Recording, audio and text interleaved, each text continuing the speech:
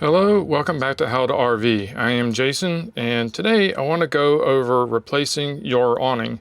Gonna go step by step, but to start off with, you can see here my RV awning, the one that I just replaced. Well, it had a broken arm from wear and tear and whatnot. So with the Awnlux system, they sponsored the video today to help us get a new awning on our RV. So I'm going to take you through step by step on how we're going to get that put in. Anyway, if you can see here, I'm trying to get the old one off, and I'm using a razor blade to cut the awning at the RV side to get it separated from the RV.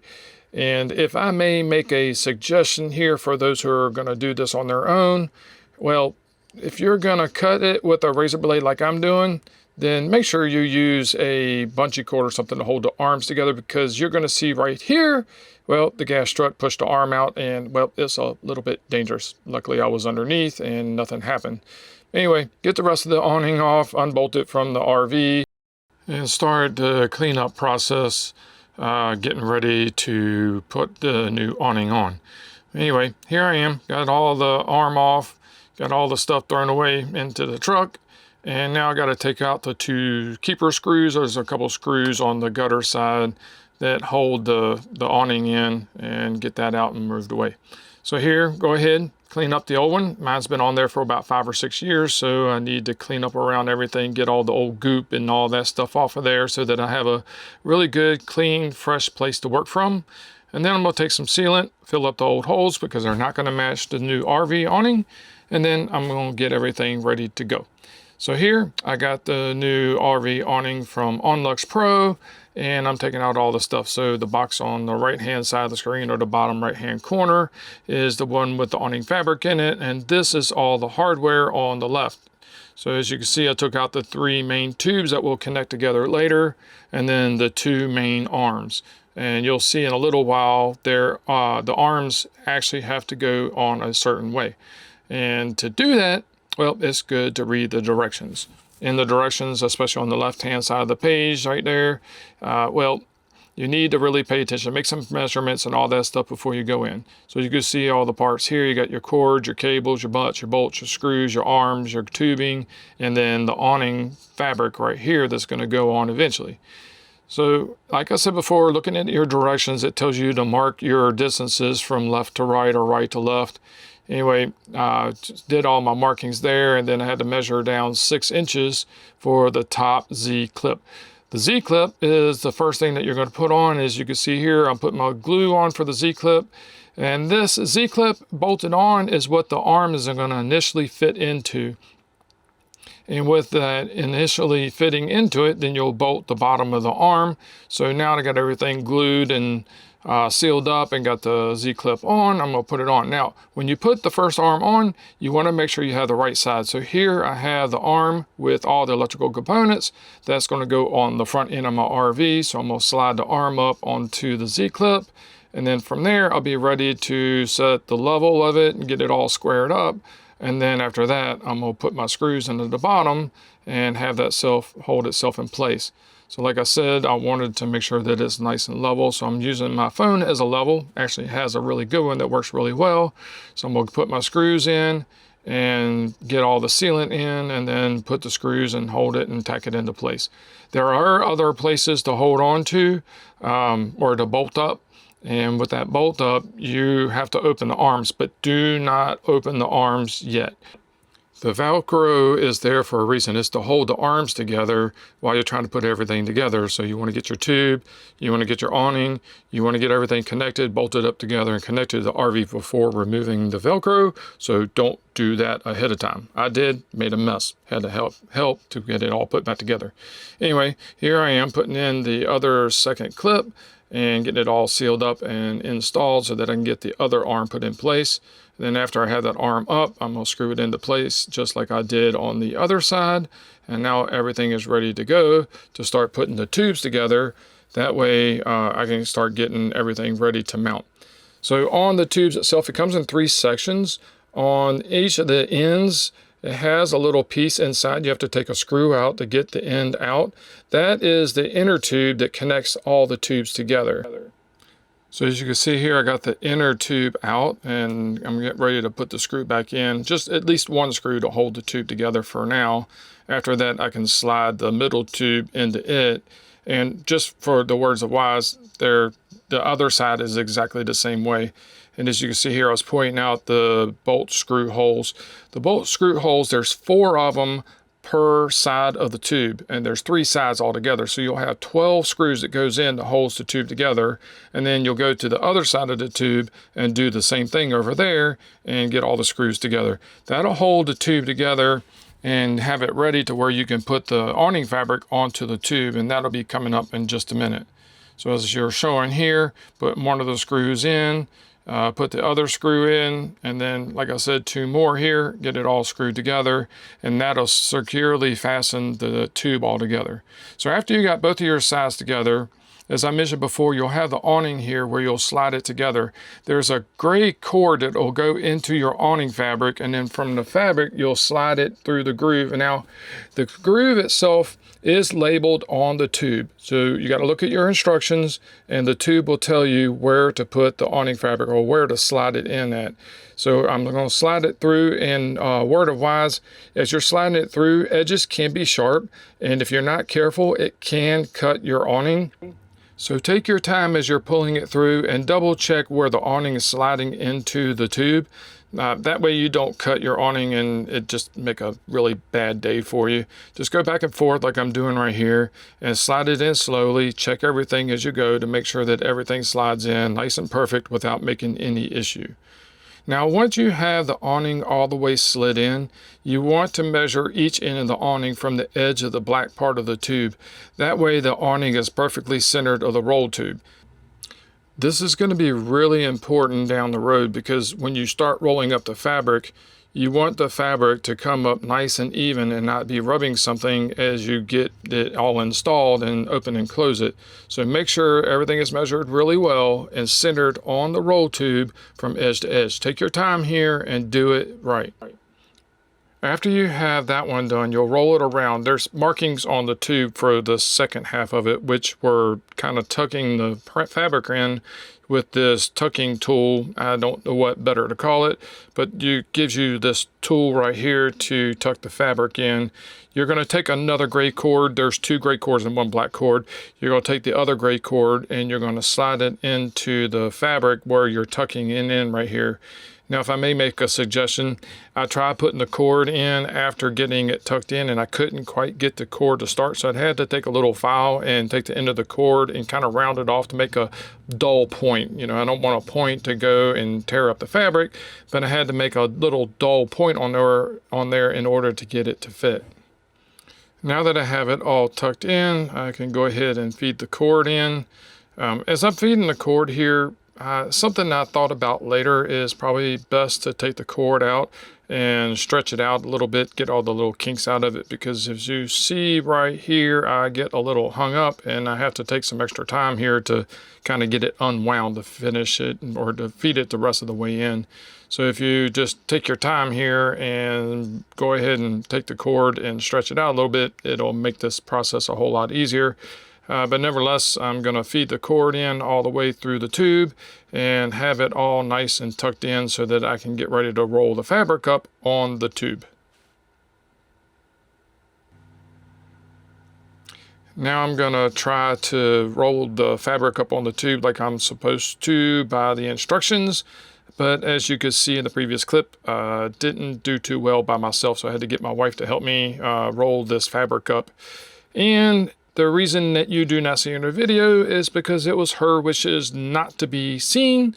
So, well, you get to see most of me and most of the fabric and most of the roll tube, but guarantee you she's doing the same thing on her end that I am doing on mine, which is getting the fabric nice and tight and smooth and clean and straight and everything else and rolled up on the tube, because the next step coming up is where we're going to actually put it on the RV itself and start feeding it in. But before that, there is one more step to do. And that is to put this black cord through the end of the fabric that's going to go onto the RV. And like I said before, it's a good idea to make sure that you take the cord and you straighten it out the best as you can. It doesn't have to be perfect, but as straight as you can. That way you can fit it into the fabric and make it much easier on yourself to get everything all the way through. So here I am straightening out the cord to make it easier on myself with feeding the cord through the fabric before I put it onto the RV.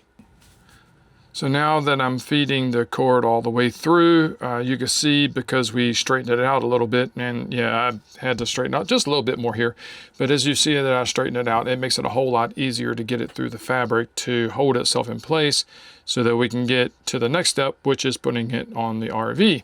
Now, on the RV, my rails already had the slides where the fabric's going to go in, and right where I'm standing, it's kind of hard to see here, it's where my left hand is.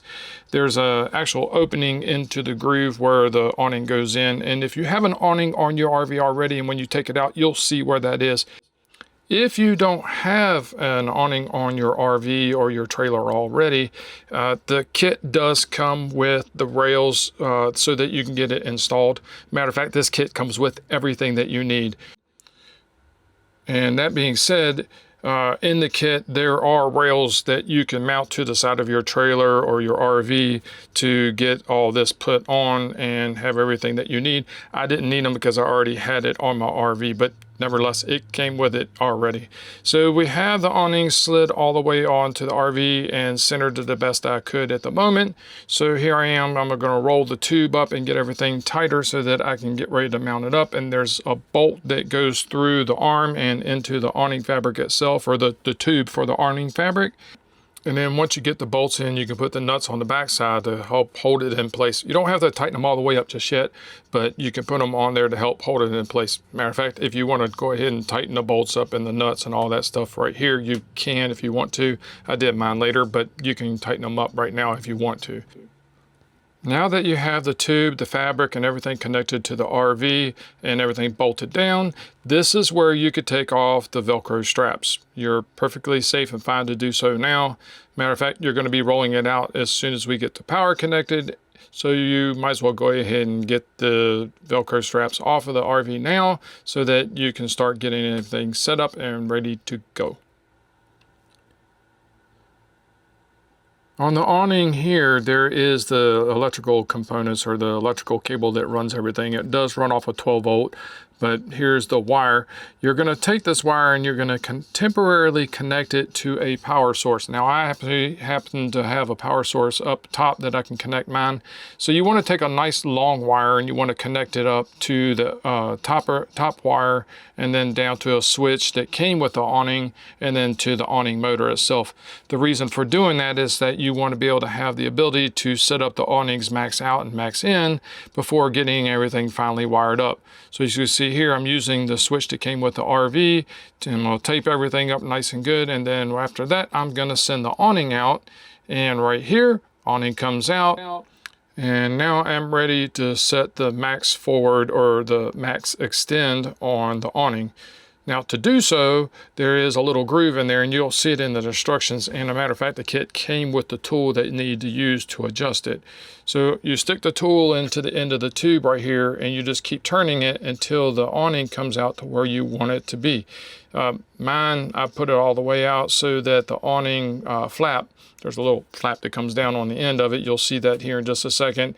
But I tune it to where that flap comes all the way out. Now the really cool part about all this is that once you get it set to the max extend, it will forever stop there every time you send the awning out.